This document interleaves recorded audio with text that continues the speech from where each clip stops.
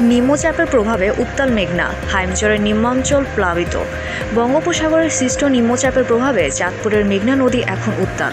আবহাওয়া অধিদপ্তরের সতর্কবার্তা অনুযায়ী দেশের 4টি সমুদ্র বন্দরকে 3 নম্বর এবং নৌবন্দরকে 1 নম্বর বিপদ সংকেত দেখাতে বলা হয়েছে।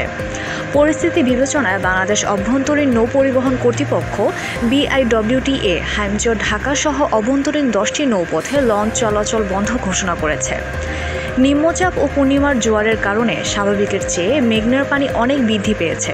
এতে চাঁদপুরের হাইমচর উপজেলার বিস্তীর্ণ নিম্নাঞ্চল প্লাবিত হয়েছে।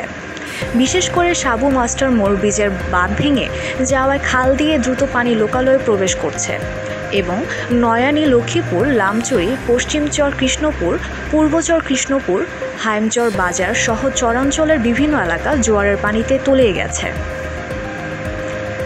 জোয়ারের পানিতে নীলকমল ইউনিয়নের মধ্যাচরের অধিকাংশ বসতবাড়ি এবং বেশ কিছু শিক্ষা প্রতিষ্ঠান ও মসজিদে পানি ঢুকে পড়েছে। চরভৈরবী ইউনিয়নের বিভিন্ন এলাকাও প্লাবিত হয়েছে। এতে চরম ভোগান্তিতে পড়েছেন স্থানীয় বাসিন্দারা। প্লাবিত এলাকায় কৃষি ফসলের ব্যাপক ক্ষতি এবং মাছ চাষিদের ক্ষতির আশঙ্কা করা হচ্ছে। স্থানীয় প্রশাসন মাছ ধরার ট্রলারগুলোকে নিরাপদে আশ্রয় নিতে নির্দেশ দিয়েছে।